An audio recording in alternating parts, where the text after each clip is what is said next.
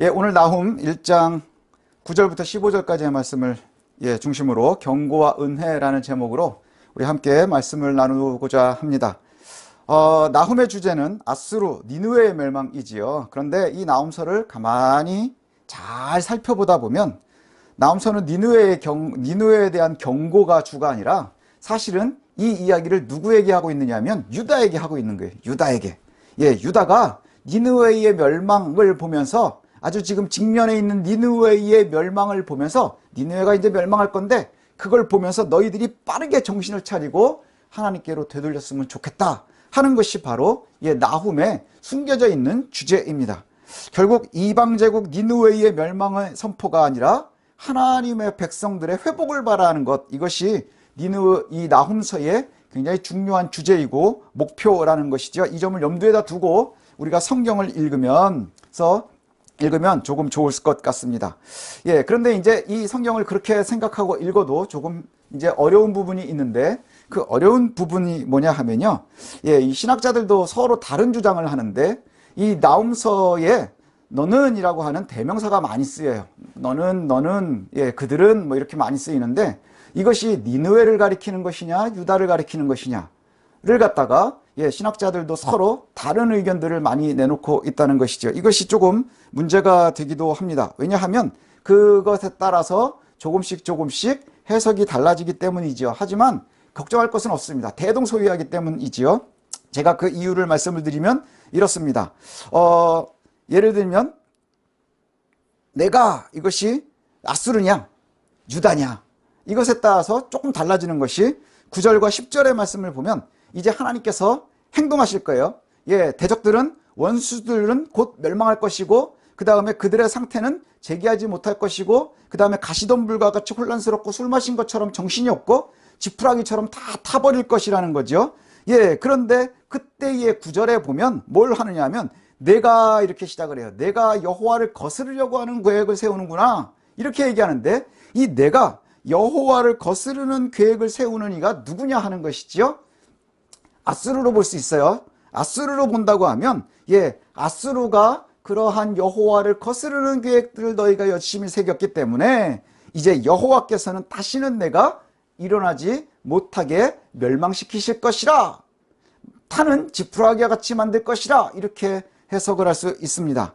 그런데 그 9절 앞에 나오는 내가를 유다로 해석을 하면 어떻게 되느냐, 유다로 읽게 되면 여호와를 거스르는 계획을 누가 세우느냐, 유다가 세우는 거예요.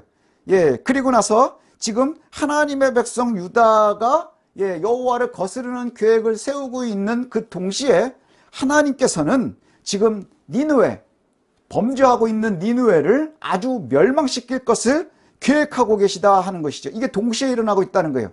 하나님을 거스르는 계획을 유다는 세우고 있고 그 다음에 하나님을 거스르는 니느웨를 하나님께서는 멸망시킬 계획을 세우고 있다 하는 것이죠.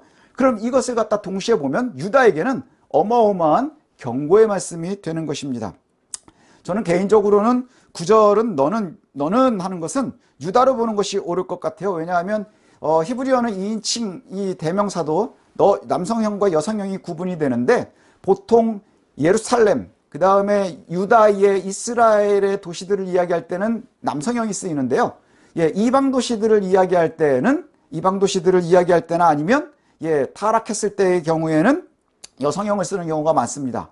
그래서 니느웨를 갖다가 음녀로 표현하는 경우들이 많이 나오거든요. 그것은 뭐냐 하면 당시의 문화에 보면 아수르라고 하는 큰 도시가 있습니다. 그럼 제국이 있습니다. 그 제국의 수도인 니느웨는 아수르 출신의 여자로 표현이 되는 거예요. 그래서 그 도시는 수도는 여성형으로 표현이 많이 됩니다. 그런데 9절에 나오는 내가 이것은 2인칭 남성형으로 쓰입니다. 그래서 저는 남성형으로 해석을 하면 유다를 갖다가 이야기하는 것이죠. 다시 해석을 하면 유다가 지금 여호와를 거스르는 계획을 세우고 있는 거예요. 그런데 하나님께서는 뭐라고 말씀하세요? 지금 그 계획을 세우고 있는 동시에 하나님께서는 아수르에 대해서 멸망을 말씀하고 계시는 거예요. 그들이 가시덤불처럼 정신이 없을 거고 술 취한 것처럼 정신이 없을 거고 마른 지푸라기와 같이 타버릴 것이다 이렇게 말씀하고 있다는 것이죠. 하나님께서 이렇게 멸망을 갖다가 니느웨와 그 다음에 아수르의 멸망을 계획하시고 곧 실행하시겠다고 말씀하고 있는데, 문제는 뭐냐 하면, 문제는 그 유다가, 하나님의 백성이라고 하는 유다가 오랜 세월 고민해서 세운 계획이 뭐냐? 하나님의 마음을 거스르게 하는 계획을 세우고 있다는 거예요. 그들이 세우는 계획이 뭐냐? 망할 제국들, 아수르, 이러한 제국들을 갖다가 따라가려고 한다는 것이죠. 여호와께서는 지금 아수르를 진멸하겠다 계획하시고 지금 곧 행동하시겠다 이렇게 말씀하고 있는데, 오히려 여호와의 백성들이라고 하는 유다는 스스로 뭘 생각하고 있느냐? 오랫동안 고민하는 거예요. 그리고 여호와의 뜻을 생각한다라고 이야기하면서도 무엇을 이야기하느냐? 결국에는 멸망할 아수르에 어떻게 굴복할 것인가, 어떻게 그들의 환심을 살 것인가를 갖다가 계획하고 있는데, 이것이 바로 여호와의 마음을 거스르는 것이다, 이렇게 이야기하고 있습니다. 우리가 한 발 물러나서 이 이야기를 보면 참 답답하지 않나요? 하나님은 죄가 가득한 아수르를 멸망시키겠다고 하고 지금 이제 곧 행동하시려고 하는데, 하나님의 백성들이라고 하는 유다는 어떻게 아수르와 화친할까를 갖다가 지금 오랫동안 생각하고 고민하고 있다는 거예요. 참 답답한 형국입니다. 그런데 가만히 보면 이러한 상황이 현재 우리의 모습과 별반 다르지 않다는 거예요. 여호와께서는 정의로우신 우리의 하나님이시라는 것, 교회 안에 하나님일 뿐만이 아니라 세계의 역사를 갖다 다 주관하시는 공의로운 분이라는 것, 이것을 우리가 입술로 끊임없이 이야기하고 고백을 합니다. 근데 실제로 우리의 생활 속에서 우리가 나름 기도하면서 짜낸 지혜와 방법이 결국 죄악된 세상 속에서 우리가 손가락질하고 정죄해야 되는 것들의 눈치를 보고 어떻게 그것들과 잘 타협을 할 수 있을까 혹시 고민하고 있지는 않은가 되돌아봐야 한다는 것이죠. 사악한 것들이 악한 세력들 사이에서 나온다, 이렇게 표현이 나와요. 그리고는 그 사악한 것들을 갖다가 계속해서 권한다, 이렇게 얘기합니다. 누구에게요? 자칭 하나님의 백성들이지만 늘 하나님의 뜻을 고민한다고 말하지만 결국에는 세상의 악한 불량배와 그 다음에 악한 불의와 친밀해지는 방법들을 알려주는 이들이 있다는 거예요. 이제 나홈서는 이런 상황에 처해 있는 유다에게 말씀하고 있습니다. 오늘 우리에게도 하시는 말씀인 듯합니다. 너희가 의지하고 싶어하는 악한 것들이 정말로 강해 보이느냐? 정말로 그 수가 너무너무 많아 보이느냐? 그러나 반드시 멸망하고 다시는 나타나지 못할 것이다, 이렇게 하나님께서 경고하고 계십니다. 여호와께서 여호와의 백성들을 괴롭혔다 하는 것, 그것은 뭐냐? 지금 상황이 그 세상의 악한 것들이 괴롭히고 있었거든요. 지금 유다를 가장 괴롭히고 있는 것이 아수르거든요. 니느웨거든요. 그런데 그것들이 지금 우리를 괴롭히고 있어서 너무나 강해 보이고 그 다음에 수없이 많아 보이고 영원할 것 같지. 그런데 이 지금 유다가 괴롭힘 당하고 있는 것, 그것을 성경은 뭐라고 표현하느냐? 여호와께서 여호와의 백성을 괴롭혔다, 이렇게 표현을 해요. 여호와께서 여호와의 백성들을 괴롭혔다. 그러나 이 최종의 멸망 후에는 다시는 괴롭히지 않겠다, 이렇게 말씀하세요. 이 괴롭힌다는 표현을 우리가 잘 이해해야 합니다. 이 괴롭힌다 하는 표현은 주로 어떤 의미를 갖느냐 하면 연단과 훈련을 표현합니다. 연단과 훈련. 아수르를 통해서 하나님께서 괴롭히시는 것은 연단과 훈련이라는 것이죠.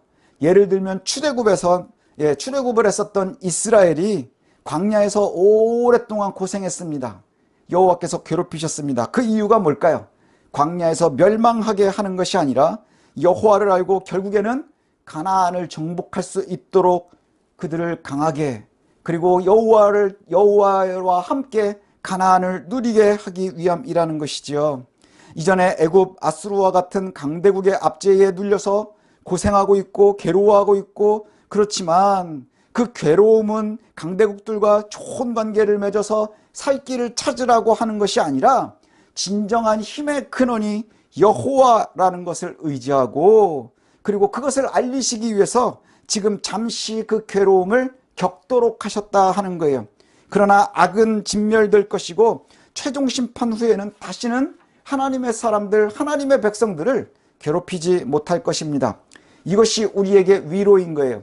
지금 혹 우리가 괴로움 가운데 있고 그 다음에 압박 가운데 있고 힘든 가운데 있을지라도 최종의 심판은 누군가에겐 최종 심판 멸망의 선포이지만 그 속에 있는 하나님의 사람들에게는 최종 구원의 완성이라는 반대 이야기가 되기도 하기 때문이지요. 다시는 너희를 괴롭히지 않겠다. 너희가 니느웨는 다시는 일어나지 못할 것이지만 유다는 다시는 괴롭히지 않겠다 하는 말씀으로 우리가 받을 수 있다는 거예요. 경고이기도 하지만 위로이기도 합니다. 성도 여러분, 우리는 참 연약한 존재입니다. 가만히 한번 생각을 해보면요, 정말 하나님의 은혜가 아니면 내 가족을 지켜내는 것도 급급합니다. 사실 조금 더 솔직하게 이야기하면 이 험한 세상에서 내 한 몸 건사하는 것도 버거운 존재들입니다. 우리가 스스로를 보면 이렇게 연약한데도 여호와께서는 우리들이 세상의 강력한 권세와 영향력에 굴복하기를 원하지 않으신다는 거예요. 이렇게 연약한데 굴복하지 말라 하시는 거죠. 우리 하나님 여호와께서는 우리가 정글과 같은 세상을 경험하면서 참담한 현실 속에서 강력한 주변의 여러 종류의 권력들을 확인하면서 그것들에게 오히려 기죽지 말라, 그리고 그것들을 의지하지 말라, 그것들과 화친하려고 하지 말라, 이렇게 말씀하시는 거예요. 오히려 질투하시고 보복하시는 여호와를 확인하고 그 권세들이 여호와 앞에서 녹아지고 서 있을 수 없다는 것을 갖다가 보고 확신하기를 원하고 계신다는 거예요. 오히려 깨지지 않을 것 같은 권력과 권세의 멍에를 오히려 여호와께서 깨트려 버리실 것이고 우리의 결박을 끊어버리실 것이라 이렇게 약속하고 있다는 것이죠. 본문을 읽다가 보면 암담하고 또 괴롭고 고통스럽고 답이 없어 보이는 시대에 여호와께서 그의 백성들에게 말씀하십니다. 여호와를 의지한다고 말하고 실제로 그분을 따르는 것 같아 보이지만 결국은 실상은 죄악과 타협하며 가까이 지내는 것으로 생존하고 싶어 하는 연약한 사람들이 보입니다. 그것이 마치 우리들의 모습과 같습니다. 이들에게 여호와께서 그것들을 의지하지 말라, 의지하지 말라.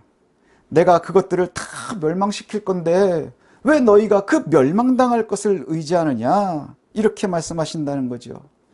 그러면 도대체 권세와 영향력과 힘은 다 악이냐 하는 거예요. 예, 우리가 요즘에 혼란스럽지 않습니까? 코로나 때문에 뭐 정부와 대척되는 교회의 현재 모습들, 또 주변에 보면 또 여러 가지 상황들 때문에 서로 세대와 세대가 반목하고 싸우고, 그 다음에 여성과 남성, 그 다음에 뭐 부자와 가난한 자 끊임없이 대적하고 싸우는 이 시대에 과연 누가 악이겠느냐 하는 거예요. 어떠한 것이, 어떤 권세가, 어떤 영향력이 악이냐? 여호와의 자리를 빼앗는 것이 악입니다. 여호와의 자리를 빼앗는 것, 마지막의 때에 절대로 악한 권세와 영향력들은 전파되지 않을 겁니다. 어디에도 영향력을 발휘하지 못할 거예요. 그들은 멸망할 것이기 때문이죠. 왜 그러느냐? 그것들은 새긴 우상이고 부은 우상이기 때문입니다. 새긴 우상, 부은 우상, 그것들이 여호와의 자리에 서 있는 듯하지만 결국 그것들은 부어서 만든 거고 새겨서 만든, 인간들이 만들어낸 것이라는 거죠. 실제로 여호와께서 일하실 때에는 아무것도 아닌 존재들이 될 거라는 거예요. 그럼 우리는 이러한 세상 속에서 과연 어떻게 판단하고 어떻게 살아가야 될 것인가 하는 것이죠. 요즘은 무엇이 옳은지 무엇이 틀린지 판단하기도 어려운 시대를 저와 여러분들이 살아가고 있습니다. 어떻게 사는 것이 잘 사는 것인지 확신이 서지 않는 그러한 시대를 우리가 살아가고 있습니다. 눈에 보이는 죄악의 세력은 커서 내가 감당하기 어려운 것 같습니다.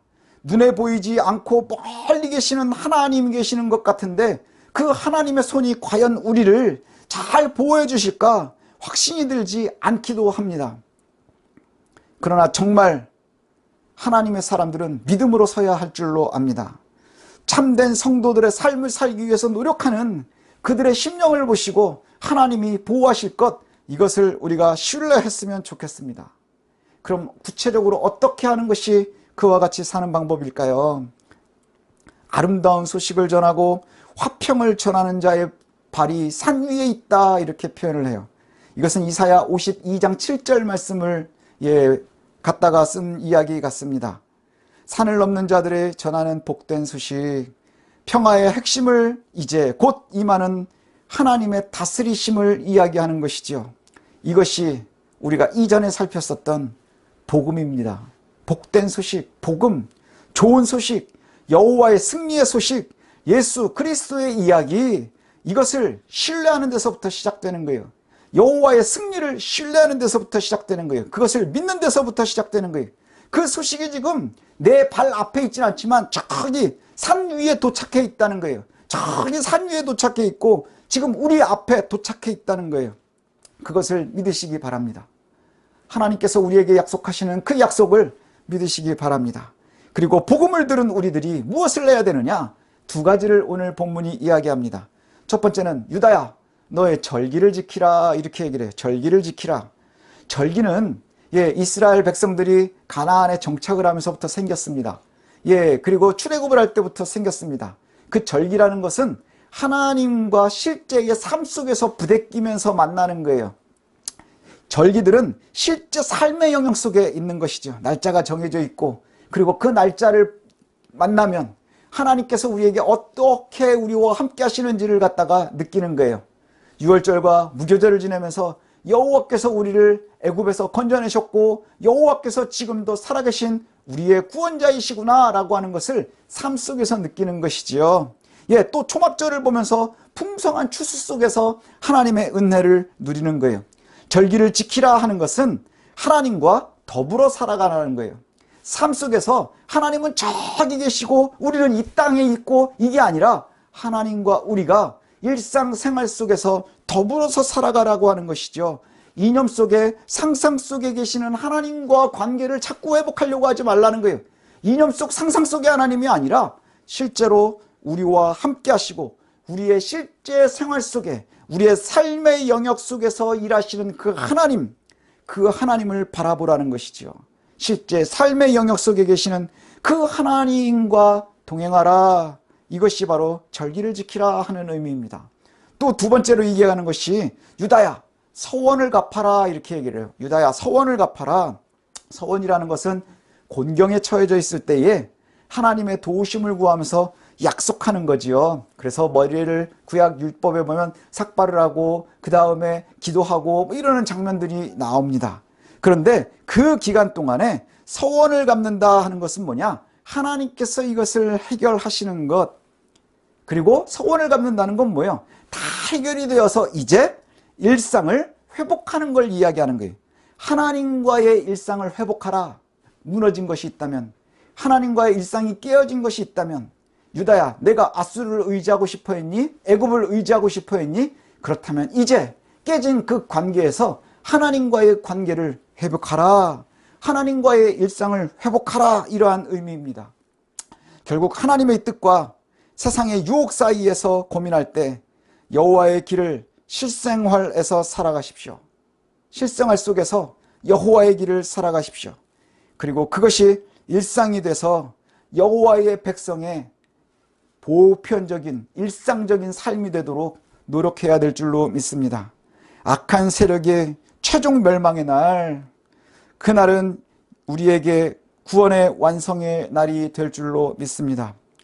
두려운 최종 심판의 참 의인인 하나님의 백성들에게 우리에게는 최후 승리, 완벽한 승리의 날이 될 것임을 저와 여러분들이 기다렸으면 좋겠습니다. 이를 믿고 강한 믿음으로 인내하고 승리하고 견뎌나가시는 저와 여러분들이 되시기를 소원합니다.